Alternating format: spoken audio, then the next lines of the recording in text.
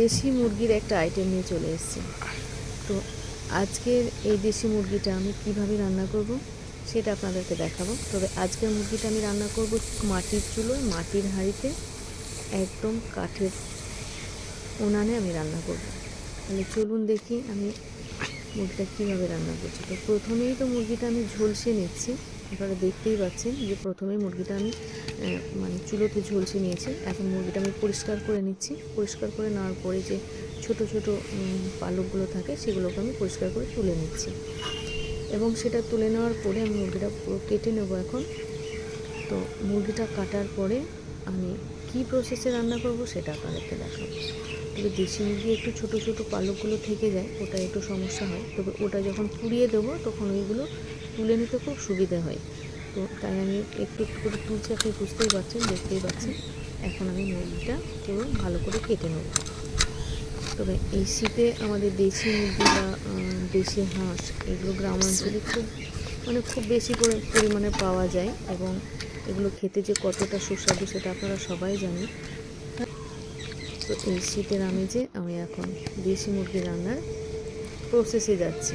তো যাই হোক, আমাদের মুরগিটা কাটা হয়ে গেছে। এই যে দেখতেই পাচ্ছেন মুরগির ডিম, মানে ছোট ছোট কয়েকটা ডিম। এই যে আমি দেশি মুরগিটা রান্না করব, তাই দেশি মুরগির জন্য আমি মুরগিটা কেটে পরিষ্কার করে রেখে দিয়েছি। ওটা এখনও ধোয়া হয়নি, ধুয়ে নেবার পর এখন আমি পেঁয়াজটা কাটছি। যেহেতু দেশি মুরগির জন্য বেশ কয়েকটা পেঁয়াজ লাগবে, তাই আমি পেঁয়াজটা এখন কেটে নিচ্ছি।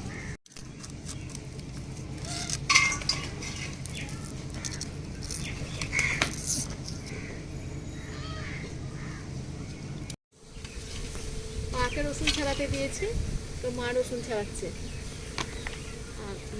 মানে আমাদের দেশি মুরগির মাংসটা কিছু গোটা রসুন লাগে, তাই আমি মা রসুন ছাড়াচ্ছে।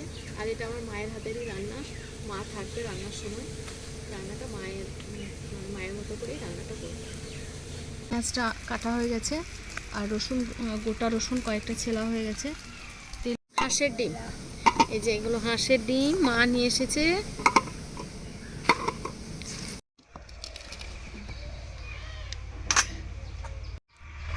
আমি কড়াইটা বসিয়ে দিয়েছি।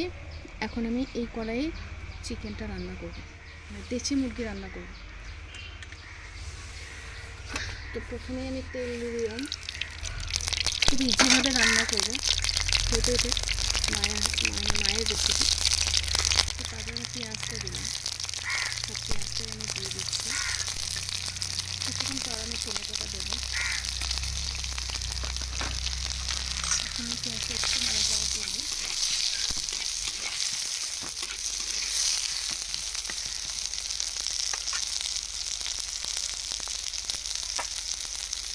চিকেনটা দিয়ে দিচ্ছি।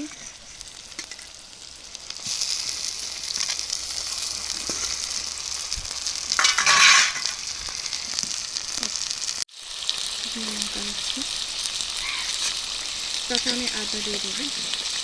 এখানে আছে শুকনো লঙ্কা, কাঁচা লঙ্কা, আদা এবং গোটা জিরে, গোলমরিচ, এই সব মিলিয়ে পেশা আছে। আর সেই মশলাটা আমি 1.5 চামচা দেবো।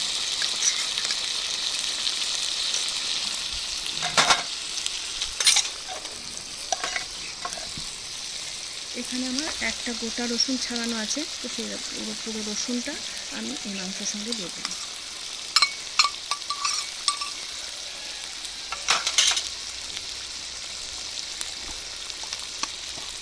যেহেতু আমি মাংসটা জল ছাড়া করব, আমি একটু জল দেবো না, তাই আমি খুব কম আঁচে করছি। এখন আমি মশলাগুলো দিয়ে দিচ্ছি। এখন লবণ দিচ্ছি, তারপর হলুদটা দিচ্ছি, তারপর একটু গুঁড়ো লঙ্কা দিচ্ছি,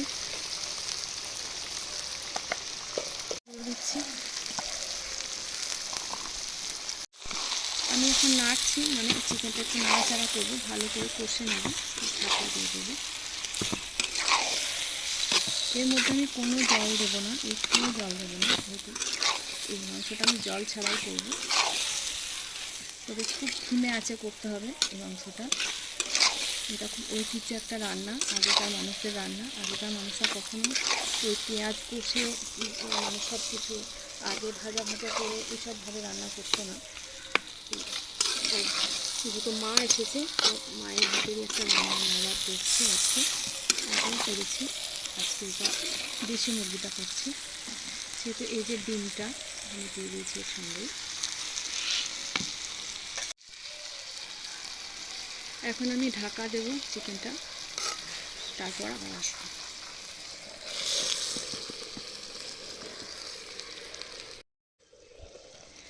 এখন আমি তেজপাতাটা দিয়ে দিচ্ছি, তার সঙ্গে দুটো টমেটো দিয়ে দিচ্ছি, তারপর আমি পুরোটা ঢাকা দিয়ে দিচ্ছি। এখন আমি ঢাকাটা খুলে দেখব কী অবস্থায় আছে। দেখতেই পাচ্ছেন কতটা জল ছেড়েছে, তো এই জলের মধ্যে আমি রান্নাটা বল করব।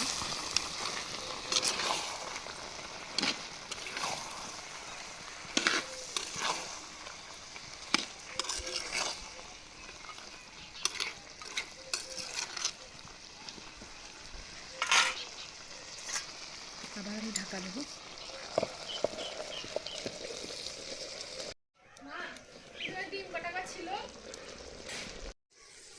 এখন আমি ঢাকনাটা খুলবো।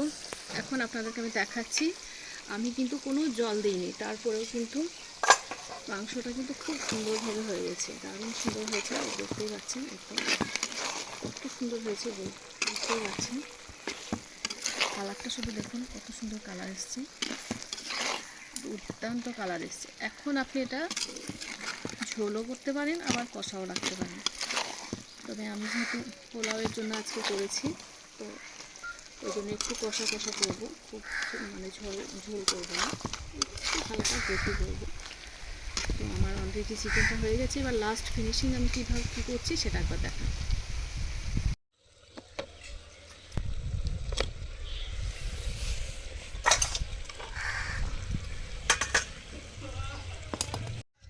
এখন আমি লাস্ট ফিনিশিং করব। লাস্ট ফিনিশিং আমি কি দিচ্ছি সেটা দেখুন। এলাচটা অবশ্যই দেবেন আপনারা যদি খান, কারণ আমার বাড়িতে এলাচের ফ্লেভারটা সবাই পছন্দ করে না, তাই আমি দিচ্ছি না, বা দিইও নি, এর আগেও দিইনি। আমি এখন 1 চামচা ঘি দিচ্ছি, অল্প একটু হালকা সর্ষের তেল দিচ্ছি।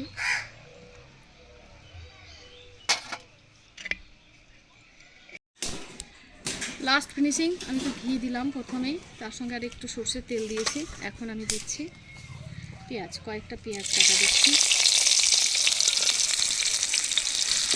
এটা আমার চুলোর লাকড়ি, এটাকে কাঠের লাকড়ি, কাঠের খুঁটি লাকড়ি যাই বলবেন, এটা আমি চুলোতে রান্না করলে এটাতে দিই।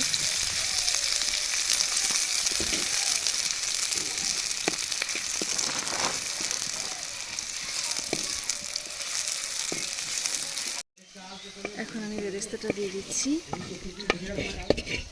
Last finishing.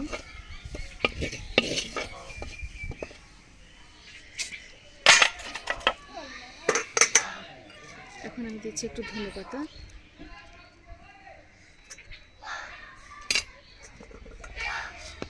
যেহেতু এটা আমি পোলাওয়ের সঙ্গে খাবে বলে কষা কষা করেছি, আপনারা একটু গ্রেভিও করতে পারেন। একটু লঙ্কা গুঁড়ো দিলাম একটু। আমি যে হাঁসের ডিম বলেছিলাম যে হাঁসের ডিম ভাজা করব, তো সেই হাঁসের ডিমটা আমি 5টা হাঁসের ডিম নিয়ে নিয়েছি, ওর সঙ্গে লঙ্কা গুঁড়ো দিয়েছি। এখন আমি একটু হলুদ গুঁড়ো দিচ্ছি আর একটু লবণ দেবো। এই যে একটু লবণ দিয়ে দিলাম। এবার এর সঙ্গে একটু সরষের তেল দেবো, এটা মাখা করে নেবো।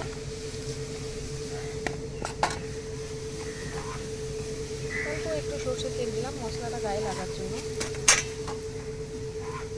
এবার মাখিয়ে নিচ্ছি, দেখতেই পাচ্ছেন কত সুন্দর মাখছে।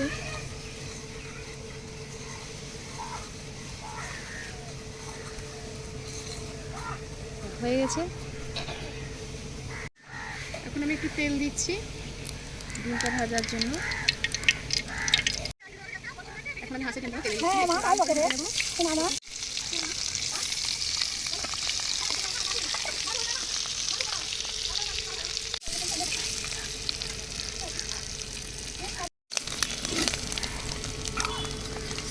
ডিমটা হয়ে গেছে, আমি এখন তুলে নিচ্ছি।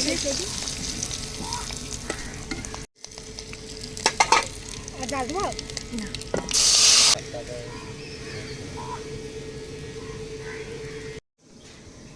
এই যে আমার দেশি মুরগির ঝাল চিকেন কমপ্লিট। এখন আমি সার্ভ করেছি। তো মাটির হাঁড়ি মাটির চুলায় রান্না করেছি চিকেনটা, বুঝতেই পারছেন। দেশি মুরগি মাটির হাঁড়িতে রান্না করাটা টেস্ট, স্বাদ সব কিছু একদম বাড়িয়ে দেয়। তো তার সঙ্গে হাঁসের ডিম ভাজা আছে আর আলু ভাজা আছে, আর তার সঙ্গে আছে পোলাও। তো পোলাওয়ের রেসিপিটা আপনারা যদি সত্যি জানতে চান তাহলে কমেন্টে জানাবেন।